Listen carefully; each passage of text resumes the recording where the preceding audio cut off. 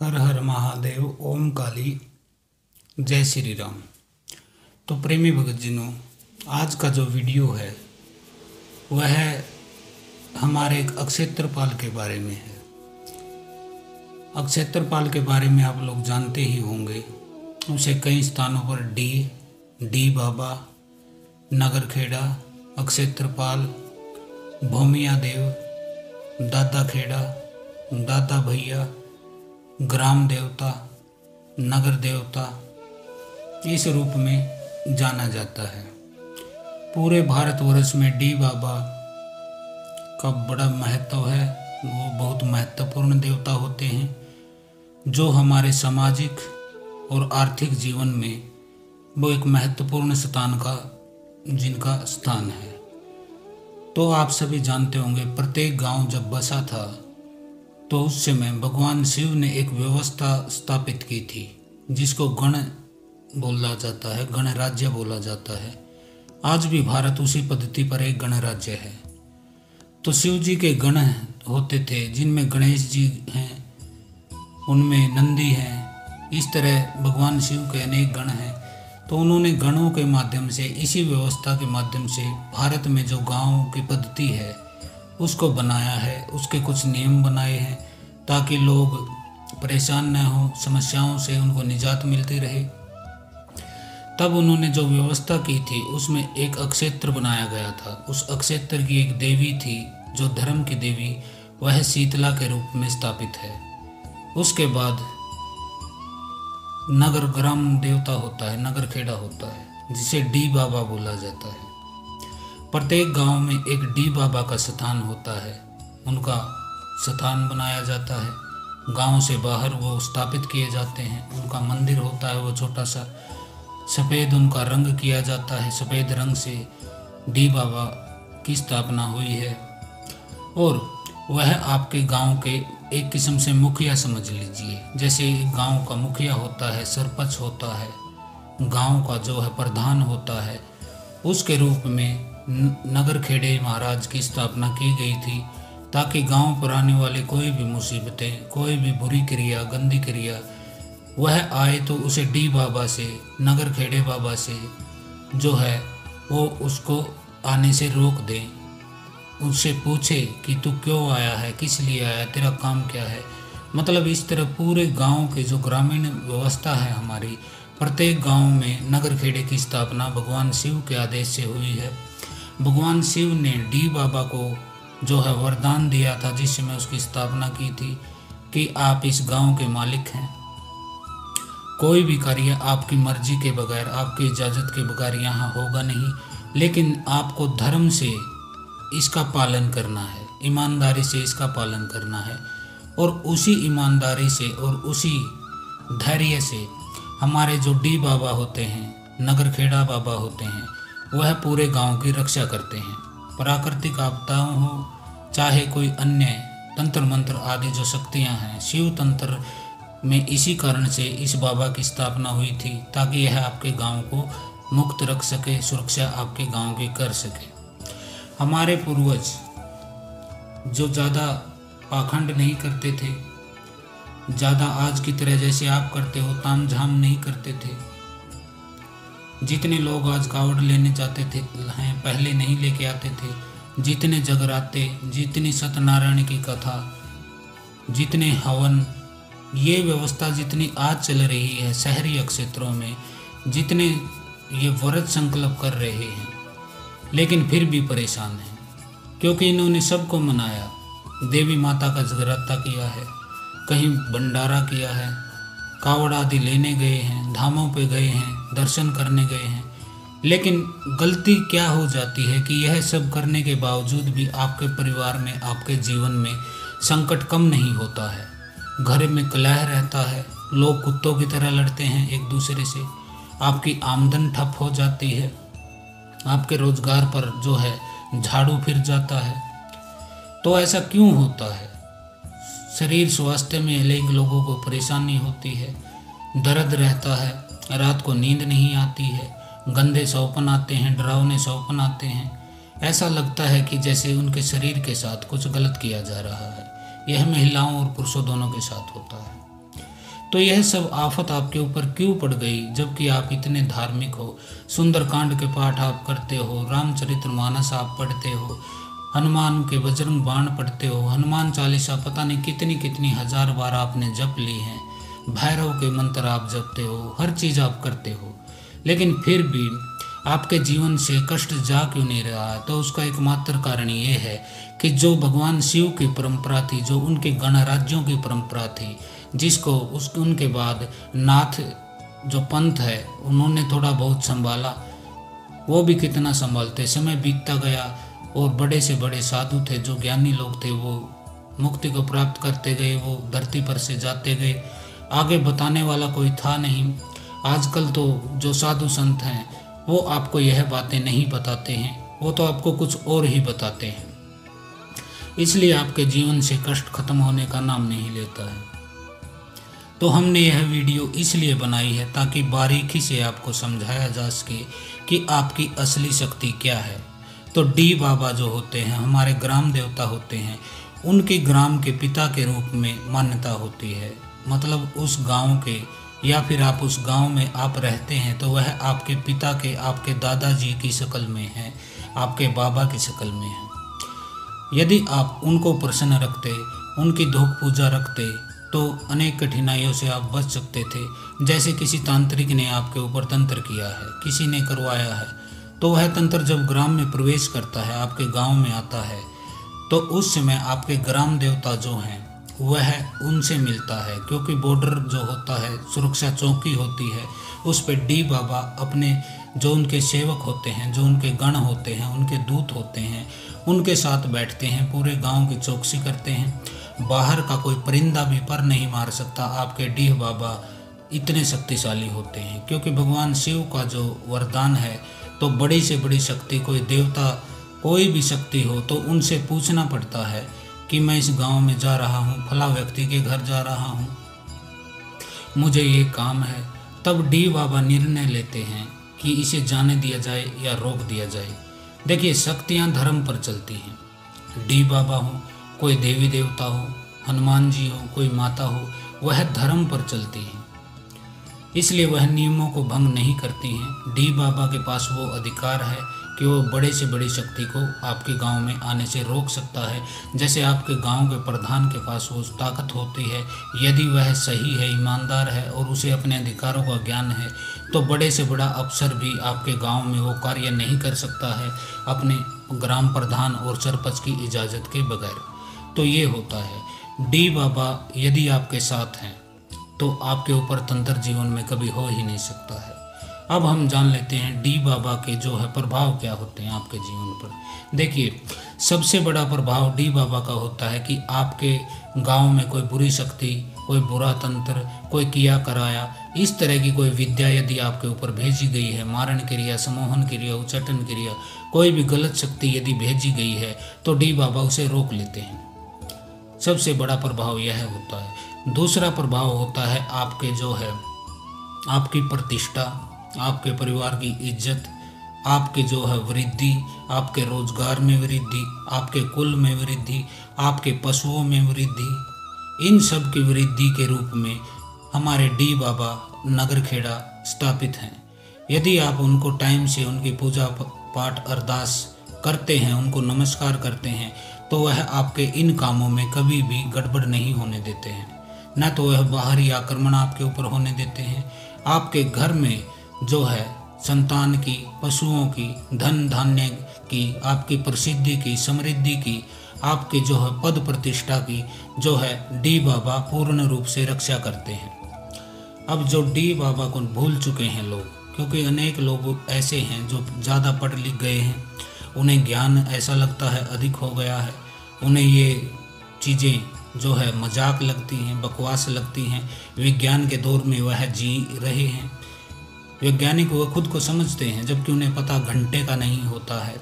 वह खाली वीडियो सुनते हैं इधर उधर से और जान लेते हैं कि देखिए ये कोई चीज़ें नहीं होती हैं, ये बकवास होती हैं, भूत प्रेत कुछ नहीं होता है, देवी देवता कुछ नहीं होता है, ये बकवास होती हैं।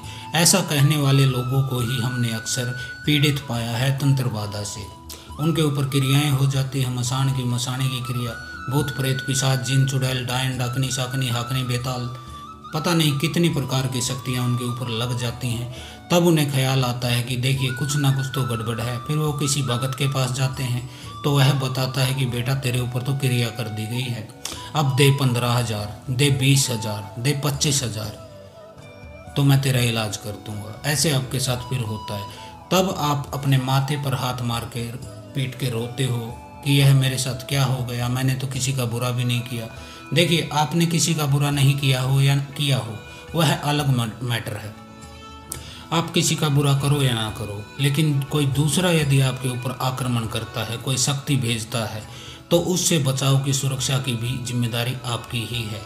आपने भले ही सबका भला किया हो सकता है आपने किसी को 10 लाख रुपए दे दिए हों कि जा बेटा तेरा भला कर रहा हूँ, जब तेरा काम बन जाए तो पैसे लौटा देना, और वह 10 लाख लेने के बाद सोचने लगे कुछ दिन बाद कि अगर मैं इसके साथ ठीक ठाक रहता हूँ तो मुझे पैसा लौटाना पड़ेगा, तो इसको साले को तंत्र क्रिया से या किसी अन्य माध्यम से इसको ख़त्म कर दूँ या बर्बाद कर दूँ, तो यह पैसा मैं ही हजम कर जाऊँगा, जब्त कर जाऊँगा और ये मेरा कुछ बिगाड़ नहीं पाएगा।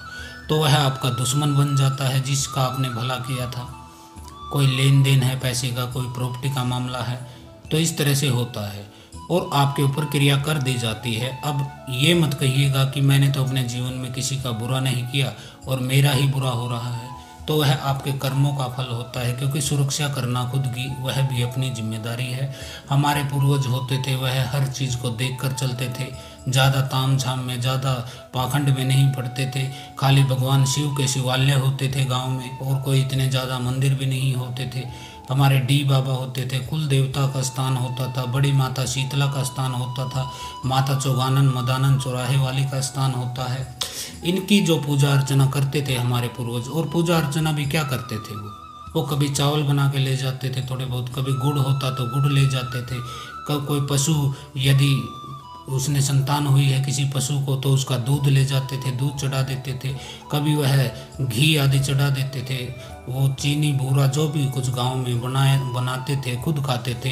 तो उन्हीं चीज़ों का सर्वप्रथम भोग अपने डी बाबा पर यानी कि अपने भूमिया बाबा पर, अपने अक्षेत्रपाल पर, कुल जो है उस पर वह पहले उस पर चढ़ाते थे, उनको भोग देते थे, फिर खुद खाते थे। अब आप 4-5 लाख रुपए जागरण के लगा रहे हो, हवन आदि में लाखों रुपए लगा रहे हो, सुंदरकांड के पाठ करा रहे हो, लेकिन आपको लाभ फिर भी क्यों नहीं मिल रहा है? इतने लाखों रुपए आप खर्च करते हो फिर भी आप परेशान रहते हो, तो उसका एकमात्र कारण यही है, जो आपके घर के देवता हैं, जो आपके अक्षेत्र के देवता हैं, आप उन्हें नहीं पूछते हो। हमारे डी बाबा क्या है, 11 रुपये में आप उन्हें प्रसन्न कर सकते हो, और उनका आपके जीवन में इतना तगड़ा प्रभाव होता है जो कि किसी बाहर के देवी देवता की शक्ति से भी ज़्यादा आपके ऊपर होता है। क्योंकि आप बाहर किसी धाम पर जाते हो, वहाँ पूजा पाठ करते हो, उनका जाप करते हो, तो वह तो इतनी दूर से आते हैं, लेकिन डी बाबा तो आपके अपने गाँव की रक्षा करते हैं, वो तो आपके गाँव के प्रधान हैं, तो आप उन्हें नहीं पूछते हैं, तो वह शक्ति आती है तो डी बाबा रोक देते हैं। वो क्यों रोक देते हैं? वो कहते हैं कि देखिए यह व्यक्ति हमारा ही नहीं हुआ, हम इसके गांव के डी हैं, नगर खेड़ा हैं, तो यह आपका क्या होगा, ऐसा वह कह देते हैं, तो वह शक्ति वापस लौट जाती है। इसको मैं आसान भाषा में आपको समझाऊं तो आप ऐसे समझिए, जैसे आपके पिताजी हैं या दादाजी हैं, वह आपके घर के बड़े हैं, आप नए नए अभी जवान हुए हो 20-25 साल के, और आप थोड़ा बहुत कमाने लगे हो, आप समझने लगे हो कि देखिए अब तो मैं ही सब कुछ हो गया हूँ, इनको मैं खिला रहा हूँ बैठा के, अपने पिता को या दादाजी को। आपके मन में यह अहंकार का भाव आ गया, यह आने के बाद आप उनकी पूछ करना छोड़ देते हो, यानी कि उनसे समझते हो कि ये तो बुजुर्ग हैं, इनके तो पुराने ख्याल हैं, ये तो पुराने ज़माने के लोग हैं, इन्हें क्या पता आज के ज़माने के विषयों में, और क्या करेंगे ये लोग, जो कुछ हूँ, मैं सब जानता हूँ, मुझे सब ज्ञान है। तो ऐसी सोच प्रत्येक व्यक्ति की हो जाती है, यह आप अपने ऊपर मत लीजिए, यह प्रत्येक व्यक्ति की ही आज के समय में सोच है कि वह बड़ों को कुछ समझता नहीं है। तो इसी तरह से आपके बड़े आपसे नाराज़ हो जाते हैं। मान लीजिए आपके पिताजी हैं, आप उनकी तो कोई बात सुनने को तैयार नहीं हैं, कहते हैं कि तुम्हें क्या पता, तुम तो अनपढ़ हो या पुराने ज़माने के हो। लेकिन अपने किसी पड़ोसी के जो कि हाई फाई है, जीन्स पहनता है या चश्मे लगाता है, आप समझते हो भाई ये बहुत बड़ा ज्ञानी, आप उसकी पूछ करते हो, लेकिन अपने पिता की पूछ नहीं करते हो। तो अब आपके पिताजी क्या करेंगे? वह नाराज हो जाएंगे। मान लीजिए आपका कोई बिजनेस का मैटर है या कोई आपका दोस्त आपके घर आता है, तो वह सबसे पहले आता है आपकी बैठक में। वह प्रवेश करता है तो वहाँ आपके पिताजी मिलते हैं उसे। वह अंकल नमस्ते बोलकर बैठ जाता है उनके पास। धीरे धीरे बातें करने लगता है कि अंकल जी आप ठीक हो, खुश हो, ये है वो है, और आपके पिता के मुंह से दर्द उसका निकल ही जाता है। फिर बेटा ठीक तो हूँ मैं, लेकिन तेरे दोस्त को भी थोड़ा समझाया कर, बड़ों की इज्जत करे, बड़ों को कम से कम पूछ तो ले। मानना तो उसने है नहीं, लेकिन कम से कम पूछ ही ले कि पिताजी मैं यह काम करने की सोच रहा हूँ, आप क्या कहते हैं, आपकी क्या राय है। तो तुम अपने मित्र को समझाओ, और तुम उसके साथ मिल के काम कर रहे हो तो एक बात सोच लेना बेटा, जब वह अपने बाप का नहीं हुआ तो तुम्हारा क्या होगा। थोड़ा उससे बच के भी रहना। तो जलते हुए भूनते हुए आपके पिताजी के मुंह से यह वर्ड जरूर निकल जाते हैं। अनेक लोगों के निकलते हैं। हमें जीवन का साक्षात अनुभव है। हम कोई एलिट क्लास के नहीं हैं कि हम कोई विदेश से आए हैं जो हमें पता नहीं है। हमें एक एक घटना का साक्षात अनुभव है।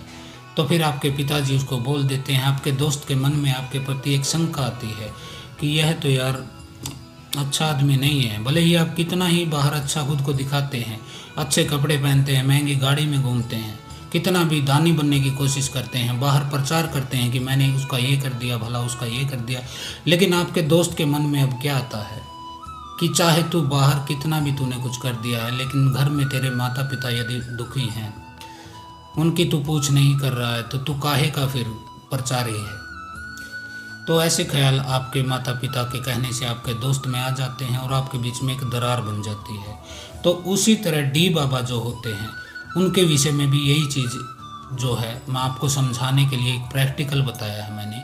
आप बाहर धामों पर चक्कर काटते हैं, आप 4 धाम जाते हैं, आप हरिद्वार काशी जाते हैं, काबा जाते हैं, आप खाटू श्याम जाते हैं, आप बालाजी जाते हैं, आप माउंट आबू जाते हैं, आप उज्जैन जाते हैं, द्वारिका जाते हैं, पुरी जाते हैं, आप कहीं भी जाते हैं, आपके मन में क्या ख्याल होता है कि मैं अब बड़ा हो गया हूँ, ज़्यादा समझदार हो गया हूँ, पैसे मेरे पास हैं या ज्ञान मेरे पास है। यूट्यूब से जो कचरा इकट्ठा कर लेते हो आप लोग, किसी किसी का वीडियो सुनकर, वह कचरे को आप ज्ञान समझते हो, जबकि यह ज्ञान नहीं है। आप इतनी दूर चक्कर काटते हो, लेकिन जो आपके घर में, आपके गांव में जो आपका मुख्य देवता है, आपका डी बाबा, आपका भूमिया बाबा, आपका नगर खेड़ा, आपका ग्राम देवता, उसके धाम से, उसका जो स्थान है, वहाँ से आप गाड़ी से निकल जाते हो धूल उड़ाते हुए, उसकी तरफ देखते भी नहीं हो, मुंह फेर के, राम राम नमस्ते तो बाद की बात है, आप उसकी तरफ देखते भी नहीं हैं। अब उनके ऊपर क्या बीतती है आपके डी बाबा के, जैसे आपके पिता के ऊपर बीतती है कि बेटा बड़ा हो गया है, पैसे कमाने लगा है, अब हमें कौन पूछेगा। तो ऐसी ही स्थिति होती है जब आपके ऊपर तंत्र प्रक्रिया से कोई शक्ति आती है, या फिर आप साधना से किसी शक्ति को आमंत्रित करते हैं कि आपको फल दे, तब वह आपके ग्राम देवता से जरूर मिलती है। क्योंकि भगवान शिव के आदेशानुसार कोई भी शक्ति उस रजिस्टर में नाम दर्ज करे बिना आपके गांव में घुस नहीं सकती है। अब वह डी बाबा से मिलती है। डी बाबा बोलते हैं बताइए किसके यहाँ जाना है आपको, तो वह बताती है मुझे तो फला व्यक्ति के घर जाना है। तो वह पूछते हैं आपका उद्देश्य क्या है, तो वह बताती है भैया मुझे तंत्र क्रिया के द्वारा भेजा गया है, मुझे उसके ऊपर तंत्र करना है, उसको परेशान करना है। या फिर दूसरे टाइप की शक्ति है, वह कहती है कि उसने पूजा पाठ जब तब किया, सेवा की है मेरी, तो उसे मैं आशीर्वाद देने जा रही हूँ। ये 2 स्थितियों में ही शक्ति आती हैं, या तो आपको बर्बाद करने या फिर आपको आबाद करने। तब डी बाबा अपने रजिस्टर में चेक करता है कि आपकी क्या आपकी औकात है। आप ठीक ठाक चल रहे हैं, अपने देवी देवताओं की घर की पूजा कर रहे हैं, डी बाबा को नमस्कार कर रहे हैं आते जाते। वह तब फैसला लेता है कि मुझे करना क्या है। और जहाँ तक के मामलों में हमारे पास आते हैं तो तंत्र इसी वजह से होता है, क्योंकि आपके डी बाबा को आपने विसार दिया है, छुट्टी कर दी है उनकी, अपने जीवन से निकाल फेंका है। आप तो बड़े बड़े साधुओं संतों के सत्संग में जाने लगे हैं, बड़े बड़े कथावाचकों की कथा में बैठे रहते हैं, लेकिन आपको मिलता क्या है? आपको मिलता है घंटा। तंत्र क्रिया आपके ऊपर तभी होती है जब आपके माता शीतला, अक्षेत्र की शक्ति, आपके डी बाबा, आपके चौराहे वाली माता, आपके कुल देवी पितर, ये 5 शक्तियाँ जब आपसे रुष्ट होती हैं तभी आपके ऊपर तंत्र हो सकता है। अब आप कहीं जाइए, आप किसी धाम पर जाइए, वहाँ बाबा जी पर्चा लिख रहे हैं, आपको बता रहे हैं कि तुम्हारे ऊपर ये बाधा, वो बाधा, ठीक है वो बाधा, लेकिन ये बाधा हुई किस वजह से है? ये आपकी बेवकूफ़ी की वजह से हुई है। आपने अपने पिता को वह सम्मान नहीं दिया जिसके वह हकदार थे। आपके डी बाबा को उनकी आपने जो है बेपरवाह कर दिया, उनकी तरफ देखना भी बंद कर दिया। पहले हमारे पूर्वज क्या करते थे? वो परेशान क्यों नहीं रहते थे इतने तंत्र बाधा से? देखिए, प्रत्येक शनिवार, प्रत्येक रविवार, शनिवार नहीं रविवार, डी बाबा का दिन रविवार का होता है, प्रत्येक रविवार वो जाते थे। उनका जो मडी होती है, स्थान होता है, वो ऊपर से गोल होता है, उस पे सफ़ेद रंग की पुताई करते थे हमारे पूर्वज, उसको चमकाते थे। जैसे आप अपने घर को चमकाते हैं ना, आज एशियन का पेंट कराते हैं, प्लाई का पेंट कराते हैं, छत पर सीलिंग कराते हैं, शीशे लगवाते हैं, टाइल्स लगवाते हैं, कोठी बनाते हैं आप, लेकिन आप अपने डी बाबा को कभी देखने तक नहीं जाते हैं, क्योंकि वो बूढ़े हो चुके हैं। भैया आप जवान हैं, सब कुछ आपके हाथ में है, शक्ति आपके हाथ में है, अब आपको क्या लेना देना? तो आपके डी बाबा इस वजह से नाराज हो जाते हैं। पहले हमारे पूर्वज जाते थे, वो पुताई करते थे सफ़ेद रंग की, उसके 6 महीने में दिवाली पर एक बार पुताई ज़रूर करते थे हमारे पूर्वज अपने नगर खेड़ा डी बाबा की। उसके बाद होली, दिवाली, इस पर वह प्रसाद लेके 11 रुपये के बतासे भले ही आप ले जाइए, 11 रुपये के आते हैं, वो उनके ऊपर चढ़ाते थे। जब कोई पशु को संतान पैदा होती थी तब दूध चढ़ाया जाता है उनके ऊपर। आपके यहाँ शादी होती है, आपकी घुड़चढ़ी निकलती है, घुड़सवारी करता है दूल्हा घोड़ी पर बैठकर, तब डी बाबा के सामने नतमस्तक होता है, वहाँ पे प्रसाद चढ़ाया जाता है।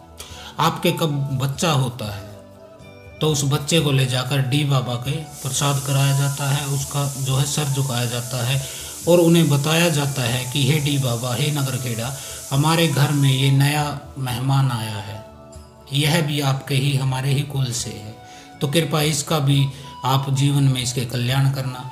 उसके बाद डी बाबा के रजिस्टर में नोट हो जाता है, उसका भी नाम, बच्चे का भी, और वह उसकी भी रक्षा करने लगते हैं। देखिए वह कितने शुद्ध और शक्तिशाली देव हैं, लेकिन आपने तो छोड़ दिया उन्हें। आप कहीं सत्संग में जाने लगे, कोई गुरु मिला, उन्होंने आपको नाम दान दे दिया, कह दिया कि भैया देखिए इस नाम का जाप कीजिए, खाली ना आपके कुल देवी का कुछ करना है, ना पितरों का कुछ करना है, ना डी बाबा का करना है, ना माता शीतला का, बूढ़ी माता का, बड़ी माता का करना है। वह सबसे छुटकारा देता है। और आप लालच में क्या पड़ते हो कि कौन धक्के खाएगा, गांव में कौन चक्कर काटेगा, कौन प्रसाद लिए फिरेगा। आप तो हाई फाई लोग हैं, आप तो घूमते नहीं हैं ऐसे कहीं दीपक जलाते, तो आप उसके चक्कर में पड़ जाते हो और नाम जब खाली उसका करने लगते हो, और अपने देवी देवताओं को, जो आपके कुल के देवी देवता हैं, जिनसे आपके रकत संबंध हैं, आपके ग्राम के संबंध है, आपके परिवार, आपके खानदान में जिनकी जो अंश है उनका, आप उनको ही छोड़ देते हैं और फिर भटकते हो। फिर तंत्र हो जाता है, कहते हो बदबू आती है गुरुजी घर से, घर में विष्ठा मिलती है, मूत्र मिलता है, लैटरिन मिलती है, खून के छींटे मिलते हैं, फिर ऐसे आते हो आप समस्या लेके अपनी। तो ये सब क्यों होता है? ये आप अपने डी बाबा को, अपने पूर्वज को, जो कि लठ लेके बैठा रहता है, लाठी लेके बैठा रहता है, बुरी शक्तियों को आपसे दूर रखता है, लेकिन आप उनके साथ क्या करते हो? एक छोटा सा उपाय बता देता हूँ। किसी को अगर थोड़ी बहुत शर्म है ना आपके भीतर, तो आप अपने डी बाबा पर, अपने भूमिया बाबा पर, अपने नगर खेड़ा, नगर देवता, ग्राम देवता, जो भी आपकी भाषा में है उनका नाम, आपके ग्राम के देवता का, अक्षेत्रपाल बोला जाता है कई भाषा में, तो आपके अंदर यदि इतनी भी शर्म है ना, तो आप इसी रविवार को जाएंगे। और आपको लेके क्या जाना वह भी बता देता हूँ मैं। एक आपको लोटा जल का लेना है, चाहे आप उसको स्टील के किसी बर्तन में ले लीजिए, उसमें जल का पूरा भर लीजिए, उसमें आप 2 घूंट दूध डालिए। दूध कच्चा या पक्का कोई दिक्कत नहीं है, दूध डालिए उसमें 4 दाने चावल के, 4 दाने चीनी के, ये आपको लेके जाना है। उसके बाद आप डी बाबा के धाम पर जाइए, स्थान पर जाइए। 11 रुपए के आपको प्रसाद में बतासे लेके जाने हैं। बतासे जो सफ़ेद होते हैं वह लेके जाने हैं। सफ़ेद बतासे लेने हैं। कच्चा दूध लेना है। कच्चा दूध बता दिया मैंने, 1 डोली, 1 बर्तन या कोई भी आपके जहाँ जो भी बोला जाता है पात्र, उसमें आप पानी डालिए और 2 घूंट दूध मिलाइए उसमें, वह भी सफ़ेद होता है। उसको लेके जाइए। आप 2.25 मीटर या 1.25 मीटर कपड़ा ले सकते हैं सफ़ेद। 1 घी का दीपक आपको लेना है। 1 चुटकी हल्दी आपको लेनी है। हल्दी आपके घर में ही मिल जाएगी। इन सभी सामान को लेके आप अपने डी बाबा पर, उनके स्थान पर जाइए। वहाँ जाने के बाद आपको करना क्या है, सबसे पहले जो कच्ची लस्सी बोलते हैं उसे, कच्चा दूध बोलिए, कुछ भी बोलिए आपकी भाषा अनुसार, उससे उनके स्थान को नहलाया जाता है। उससे आप उनके स्थान को नहलाइए। उनके दोनों तरफ, उनका जो गेट है दोनों तरफ ऐसे जल डालिए। उसके बाद आप हल्दी लीजिए, जो 1 चुटकी हल्दी मैंने बोला है, उससे आप तिलक कीजिए अपने डी बाबा को। तिलक आपने कर दिया। अब आपको दीपक जलाना है और वो बतासे हैं वो वहाँ रख देने हैं। वो बतासे वहाँ रख दीजिए। जो 2.25 मीटर आपके पास सफ़ेद कपड़ा है, ध्वजा के रूप में, झंडे के रूप में, वह भी वहाँ चढ़ा दीजिए और उनसे प्रार्थना करिए कि हे डी बाबा, आज तक मुझसे गलती हो गई है, मैंने आपके स्थान पर नहीं आया, हमारे माता पिता ने हमें नहीं बताया, या फिर कोई भी कारण हो सकता है इसका, तो वह आप उनको बताइए। अपनी समस्या बताइए, आपके साथ क्या समस्या है और आप क्या समाधान चाहते हैं, तो अपने डी बाबा को आप बताइए। यदि आप 7 रविवार भी ऐसा कर देते हैं, देखिए आप ज़्यादा तामझाम मत जोड़िए। आप खाली कच्ची लस्सी, कच्चा दूध जो है वो, 1 दीपक और 7 बतासे, यह भी लेकर जा सकते हैं। वो तो इतने से भी मान जाते हैं, वो पता कितने से मान जाते हैं। यदि आप लग्जरी गाड़ी से निकल रहे हैं उनके साइड में, तो खाली आप हाथ भी जोड़ लेते हैं कि हे डी बाबा, हे नगरखेड़ा महाराज, कृपा करना। अगर इतना भी कर देते हैं तो वो इससे भी मान जाते हैं। लेकिन आप अपनी मूर्खता देखिए,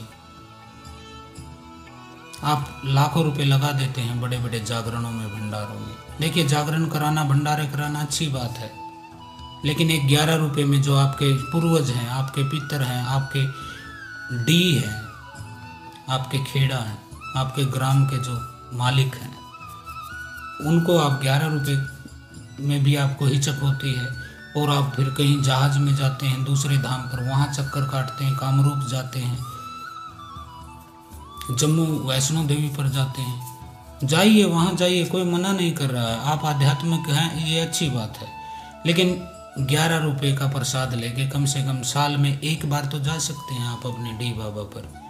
वह बैठे देखते रहते हैं, जब आप गांव में, शहर में अपने आते हैं, जाते हैं, दोनों से में देखते हैं, और उनके मन में आता है, देखिए लड़का हमारी तरफ देखना भी पसंद नहीं करता है, तो बाहर के देवी देवता आपकी क्या मदद करेंगे। आप बालाजी के चक्कर काटिए, सालासर पर ध्वजा लेकर जाइए, खाटू श्याम पर झंडा लेकर जाइए, पैदल जाइए, उससे क्या लाभ होना है।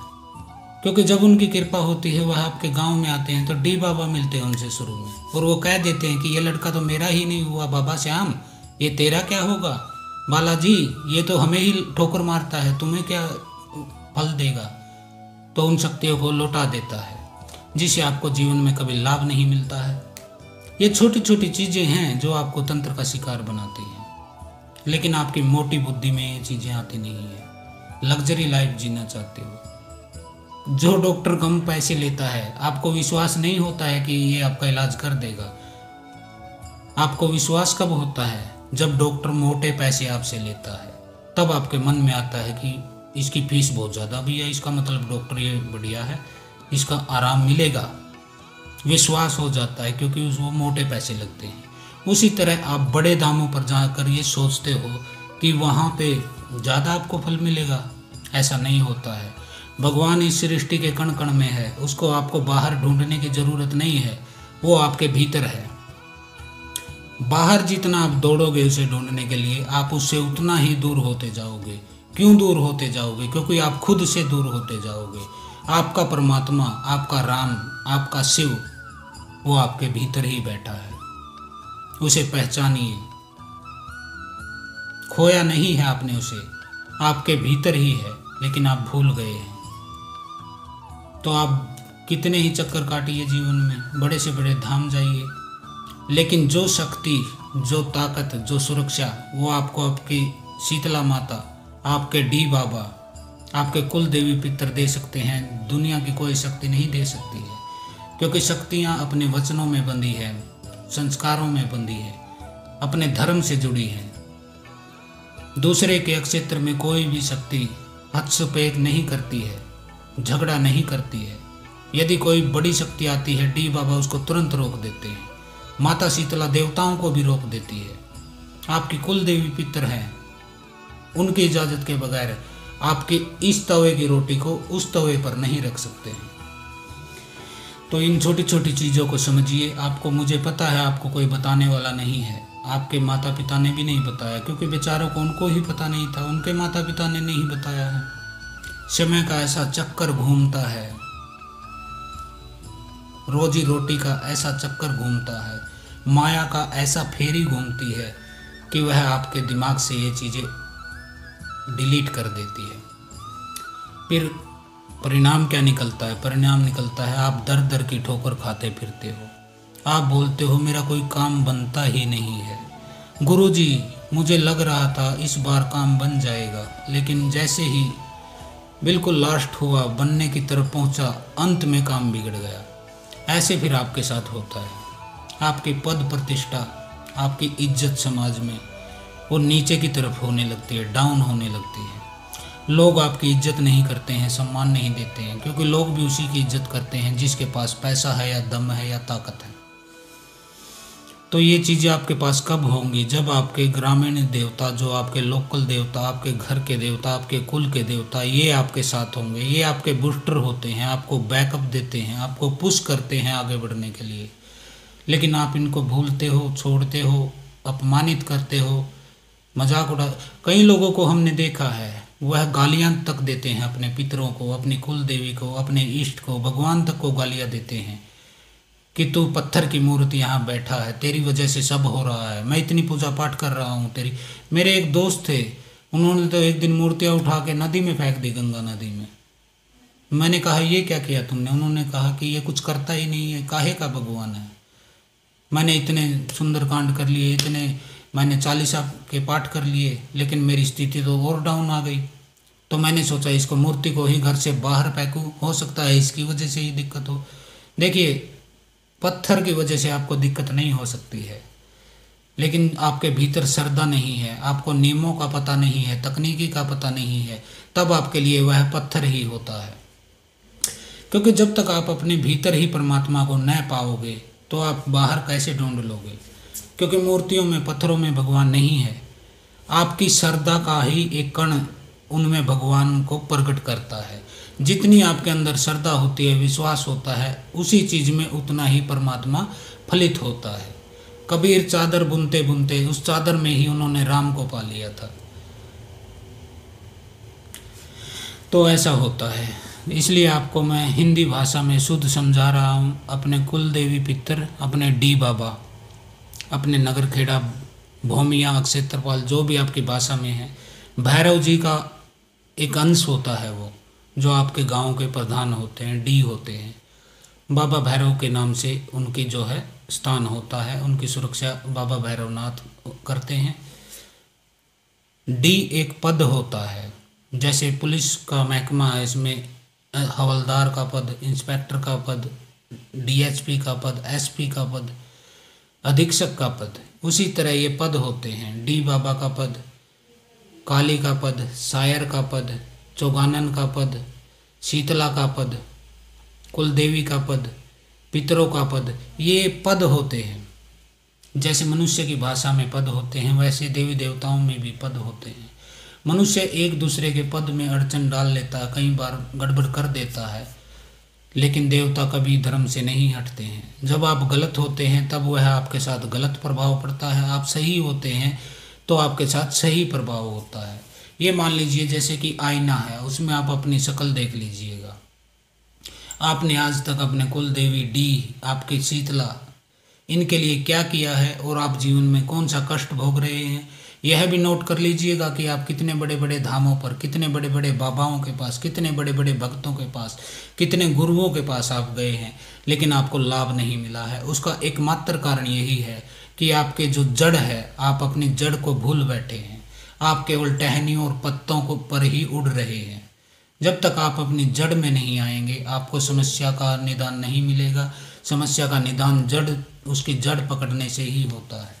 और हम समस्या की जड़ पकड़ते हैं, हम उसकी डालियां नहीं देखते हैं, उसके पत्ते नहीं देखते हैं, उसका तना नहीं देखते हैं, हम केवल उसकी जड़ को देखते हैं। यदि जड़ पर वार किया जाता है तो पेड़ खत्म हो जाता है।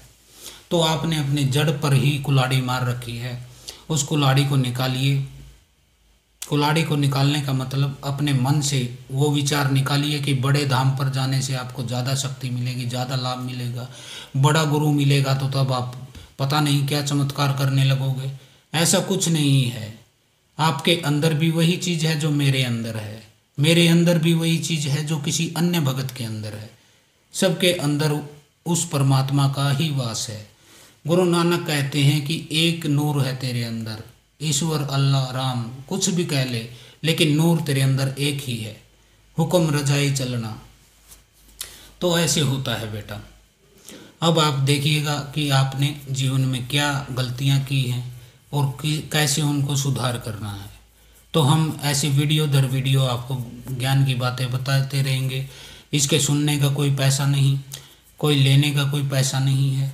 यदि आप मेरे किसी बात से आपके जीवन में कुछ बदलाव आए, कुछ सकारात्मक चीज़ें आपके साथ घटें, तो उसमें मैं खुद को मानूंगा कि परमात्मा ने मुझे वो जिम्मेदारी दी है, वो सम्मान दिया है कि मैं आप लोगों के कष्टों का निवारण कर रहा हूँ।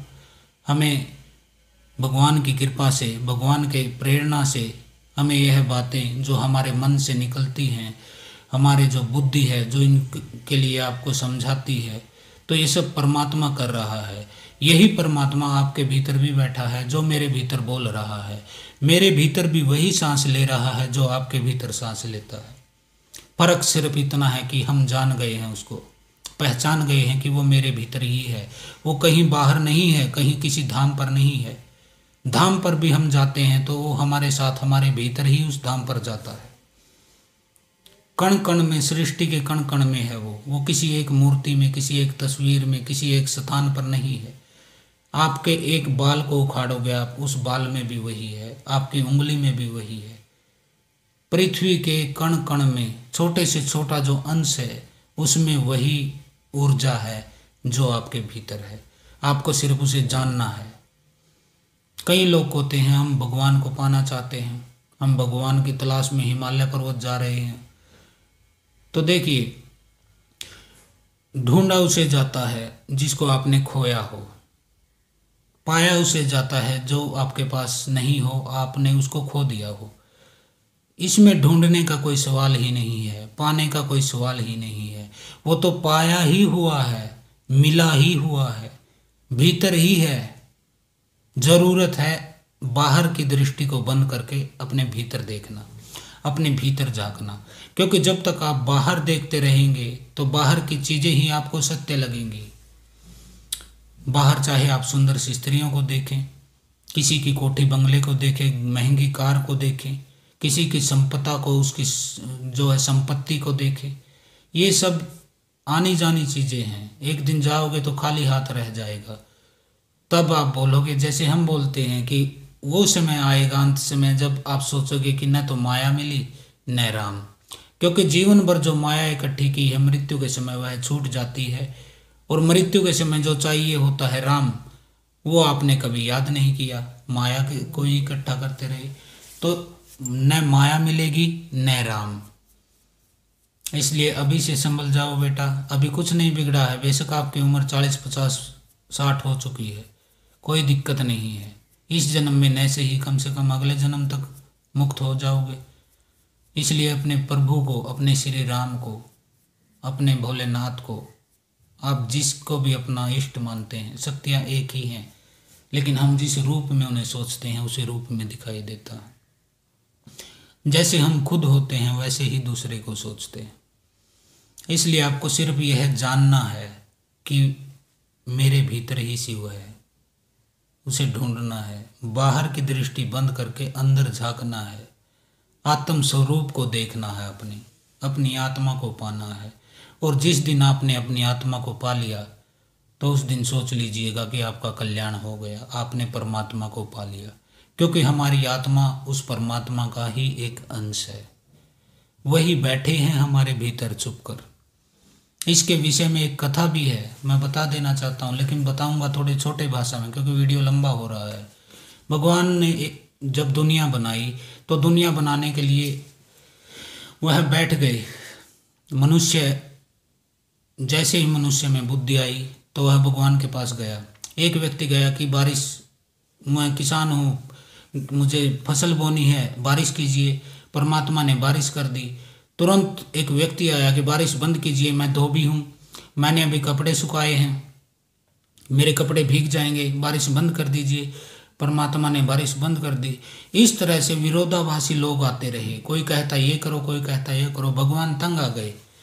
फिर उन्होंने सोचा यार यहाँ से तो चलना पड़ेगा, ये तो ऐसे जीने नहीं देंगे। पैदा तो मैंने कर दिया है मनुष्य को, लेकिन ये जीने नहीं देगा। तो वहाँ से निकल जाते हैं वो और इधर आते हैं, हमारे उत्तराखंड की तरफ आते हैं, नीलकंठ पे आते हैं या केदारनाथ आते हैं। यहीं कहीं आए होंगे बाबा भोलेनाथ, क्योंकि भोले तो हैं ही वो। आप लोगों ने, हम लोगों ने परेशान कर दिया। कोई कहता बारिश करो, कोई कहता बंद करो, कोई कहता धूप निकालो, मुझे कपड़े सुखाने हैं, कोई कहता है छाया करो, मुझे गर्मी लग रही है, मैं काम कर रहा हूँ। तो भगवान परेशान होकर चले गए नीलकंठ पर, केदारनाथ पर।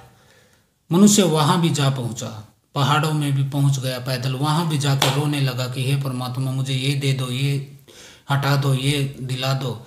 वहाँ भी परेशान कर दिया। अब वहाँ से वह कैलाश पर्वत जाके बैठ गए। बोला अब देखता हूँ कौन आता है। चारों तरफ से बर्फ गिरा है, लेकिन जाने वाले वहाँ भी पहुँच गए। उन्होंने वहाँ भी पीछा नहीं छोड़ा, वहाँ भी मांगने लगे जाके, दो दो दो, हमें ये दो, हमें वो दो, हमें। वहाँ से माउंट एवरेस्ट सबसे बड़ी चोटी है, वहाँ बैठ गए। वहाँ बैठकर सोचा अब तो कोई नहीं आएगा, लेकिन हिलेरी माउंटेन पर चढ़ गई जाके। मनुष्य वहाँ भी पहुँच गया। अब उन्होंने अपने जो मंत्रिमंडल है उनका, देवताओं को, उसको बुलाया होगा कि देवताओं ऐसी समस्या है, अब बताओ। मनुष्य तो पीछा ही नहीं छोड़ रहा है, और एक चीज़ मांगे तो मैं दे भी दूँ। एक कह रहा है बारिश करो, दूसरा कह रहा है बारिश बंद करो। एक धूप मांग रहा है, दूसरा एक रात मांग रहा है जो चोरी करनी है जिसे, लेकिन दूसरा दिन मांग रहा है जिसे अपनी नौकरी पे जाना। तो देवताओं ने एक सलाह मशुरा करके प्लान बनाया कि भोलेनाथ आप चांद पर चले जाइए। भोलेनाथ अब चांद पर चले गए तो हमारे राकेश शर्मा रॉकेट लेकर चांद पर ही पहुंच गए। अमेरिका के, रूस के लोग चांद पर पहुंच गए। अब भगवान को वहाँ से भी भागना पड़ा। फिर उन्होंने अपनी सेना इकट्ठी की, फिर पूछा कि अब क्या करना चाहिए। तो एक बुजुर्ग बैठा था, एक संत, एक बाबा था, एक योगी था। उसने कहा एक रास्ता है। तो भगवान बोले क्या? वो बोले कि आप मनुष्य के भीतर बैठ जाओ, उसके मन में बैठ जाओ। वह आपको हर जगह ढूंढेगा, बाहर ढूंढेगा, लेकिन वह कभी आपको अपने भीतर नहीं ढूंढेगा। अब भगवान मनुष्य के भीतर बैठ गए और वही बात हुई जो उस योगी बाबा ने कहा था। कोई भी उन्हें अपने भीतर नहीं ढूंढता है। हर कोई चाहता है केदारनाथ में बैठे, कोई बोला बद्रीनाथ में, कोई बोला अमरनाथ में, कोई बोला उज्जैन में है, कोई बोला काशी में है। वहाँ ढूंढते हैं लेकिन अपने भीतर नहीं ढूंढते हैं। तो भगवान का ये प्लान था जो सक्सेसफुल हुआ। इसे बहुत कम लोग जानते हैं, कुछ सिद्ध, कुछ योगी ही जानते हैं। वो आपके भीतर ही बैठे हैं, लेकिन आप उन्हें बाहर ही ढूंढते हैं, और बाहर जितना भागोगे उनसे उतना ही दूर होते जाओगे। इसलिए अपने भीतर झांको, ध्यान किया करो। जिनके ऊपर कोई नकारात्मक शक्ति नहीं है वो लोग ध्यान करें। ध्यान करने से, अपने भीतर ध्यान करने से आपको अपने आत्म स्वरूप का जो है वो दर्शन होगा, ज्ञान होगा। आपको पूरे पिछले जन्मों का ज्ञान हो जाएगा, आपको क्या क्या योनि मिली, आपने क्या क्या दुख भोगा, आपको अनुभव क्या क्या हुए, वो सब चीज़ें आपकी मेमोरी में निकल आएंगी। फिर आप ज्ञानी व्यक्ति हो जाते हैं। क्योंकि हजारों आपने जन्म लिए हैं, हजारों बार वही काम करते रहे हैं, पैदा हुए, खाया पिया, पढ़े लिखे, सिस्टरी से शादी की, बच्चे पैदा किए, फिर बूढ़े हो गए, फिर मर गए, पैसे इकट्ठे किए, माया के पीछे लगे रहे, सिस्टरियों के पीछे लगे रहे। बार बार यही तो कर्म है हमारा, बार बार यही करते हैं हम लोग। लेकिन जब अपने पूर्व जन्म का, अपने आत्म का ज्ञान हो जाता है तो आपको पता चलता है कि हजारों बार आपने यह चीज कर ली है, लेकिन मिला कुछ भी नहीं है। गए जब भी हैं खाली हाथ ही गए हैं, कुछ नहीं मिला आपको। अपने आत्मा का ज्ञान होने के बाद आपको पता चलता है मैं कौन हूं। एक श्वेत केतु हुए, वह एक बहुत बड़े पंडित के लड़के थे। पंडित की प्रसिद्धि बहुत थी। श्वेत केतु जब 8 साल का हुआ तो वो बोले, बेटा आप गुरुकुल जाना पड़ेगा, आपको ज्ञान प्राप्त करना पड़ेगा। हमारे परिवार में आज तक कोई भी ऐसा नहीं हुआ है जिसने कि ज्ञान प्राप्त करके वापस वो बिना ज्ञान प्राप्त किए मुड़ आया है। श्वेत केतु ने अपने पिता के चरणों में सर रखा और कहा, पिताजी जैसी आपकी आज्ञा। तो वह जाने लगा गुरुकुल की तरफ। तो उनके पिताजी ने कहा, बेटा रुक, एक बात बताता हूँ, सारी विद्या तुझे सीख के आनी है, लेकिन उस एक को भी सीखना है, उस एक को भी जानना है जिसको जानने से सब कुछ जान लेता है व्यक्ति।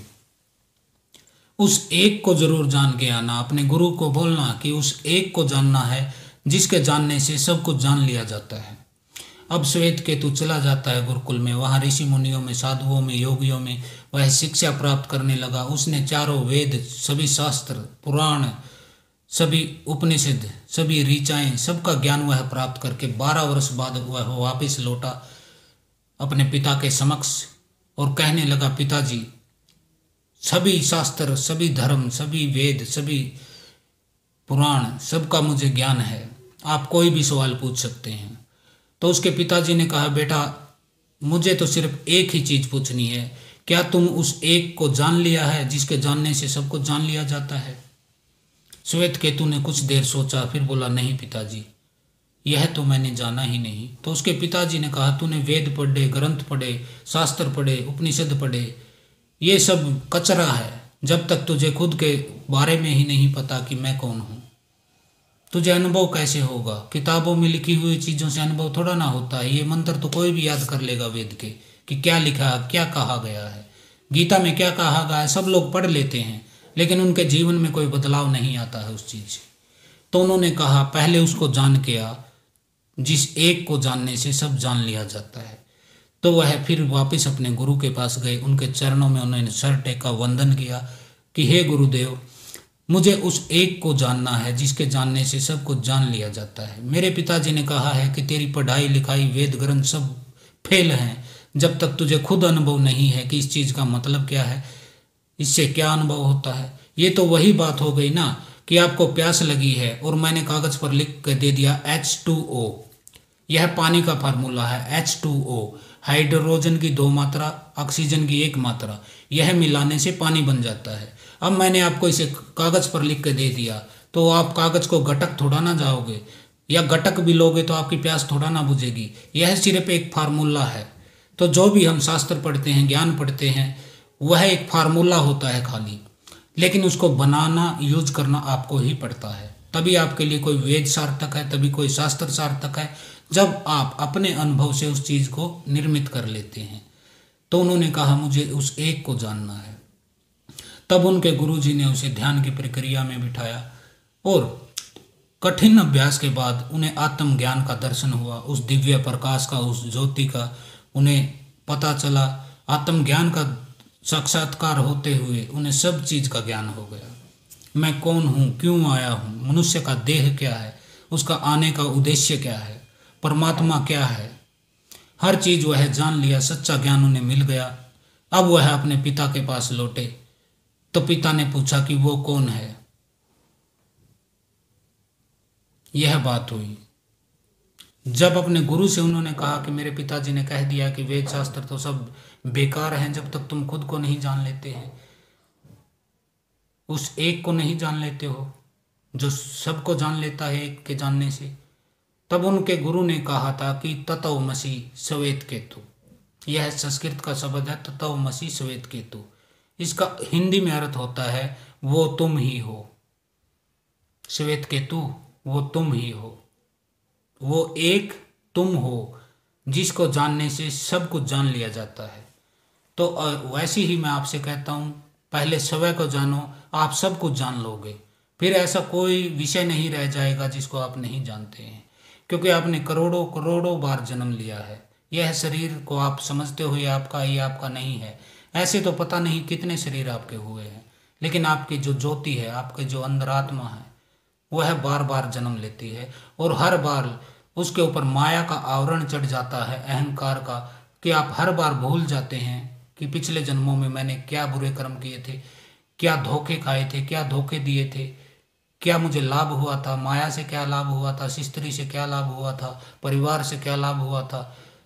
हर चीज जो अनुभव है वह आपको तब याद आता है जब आप खुद को जान लेते हैं, अपने उस आत्म रूप में पहचान लेते हैं, देख लेते हैं, पा लेते हैं। तब आपको हर चीज का जीवन में ज्ञान हो जाता है, चाहे वह तंत्र साधना हो, चाहे मंत्र साधना हो, चाहे सामाजिक क्षेत्र का जीवन हो, राजनीतिक क्षेत्र का जीवन हो, आर्थिक क्षेत्र का जीवन हो। आपको हर चीज की सच्चाई का पता चल जाता है सिर्फ एक चीज को जानने से, और वह चीज है तत्वमसि श्वेत केतु। वह तुम ही हो, तुम ही हो। जो वीडियो सुन रहे हो आप ही हो, जिसको जानने से सब कुछ जान लिया जाता है। आप शिव को जानना चाहते हैं, ब्रह्मा को जानना चाहते हैं, विष्णु को जानना चाहते हैं, देवी माता को जानना चाहते हैं, सबको जानना चाहते हैं आप, लेकिन आप एक उसको नहीं जानना चाहते, तत्वमसि श्वेत केतु, जो तुम्हारे भीतर बैठा है उसको नहीं जानना चाहते। इसीलिए आप भगवान को कभी प्राप्त नहीं कर पाते हो। जितना भागते हो उतना उससे दूर जाते हो। हम योगी लोग क्या करते हैं, हम उसे खुद के भीतर तलाश करते हैं, खुद के भीतर उसको पा लेते हैं, जिसको पाने के बाद सब कुछ पा लिया जाता है। जो इच्छाएं हम करते हैं भगवान वह हमारी पूरी करता है, प्रकृति पूरी करती है, क्योंकि हमारी इच्छाएं ऐसी होती हैं। आपकी तरह हमारी इच्छाएं नहीं होती कि मुझे लाखों करोड़ों रुपए मिल जाए, कोई सट्टे का नंबर मिल जाए, कोई सोना गड़ा हुआ धन मिल जाए, कोई बड़ी गाड़ी बंगला मिल जाए। हमारी ऐसी मांग नहीं होती है। हम चुप हो जाते हैं, मौन हो जाते हैं, लेकिन परमात्मा को पता होता है कि हमें किस चीज़ की ज़रूरत है। मेरे बच्चे को मैंने इस धरती पे भेजा है तो इसे भूख लगी है, तो खाना वही देता है। उसको लगता है कि शरीर पर इसके कपड़े वो भगवान देता है, कि यह धूप में बारिश में कैसे पीड़ित होगा मेरा बच्चा, इसकी व्यवस्था भी वही करता है। लेकिन हम समझते हैं कि हम कर रहे हैं। हम कुछ नहीं कर रहे हैं, करने वाला वही है, हम सिर्फ चल रहे हैं, वह चला रहा है। और जो यह समझ गया कि करने वाला वो है, चलाने वाला वो है, मैं तो नाहक बाधा डाल रहा हूँ खुद को बीच में, मैं के रूप में मैं बाधा बन रहा हूँ परमात्मा के और इस आत्मा के बीच में। वो मैं ही अहंकार कहते हैं उसे। जब वह मैं गिर जाता है तो आप परमात्मा हो जाते हैं। आप अपने जीवन के परम शिखर पर, आत्मा की परम चेतना पर पहुंच जाते हैं, और जैसे ही आप परम चेतना पर पहुंचते हैं आप बुद्ध हो जाते हैं, आप महावीर हो जाते हैं, आप गुरु नानक हो जाते हैं, यानी कि आप ही परमात्मा हो जाते हैं। तो आज के वीडियो में काफ़ी बातें आपको बताई। अब हमसे आपसे विदा चाहेंगे। हर हर महादेव, जय श्री राम, ओम काली।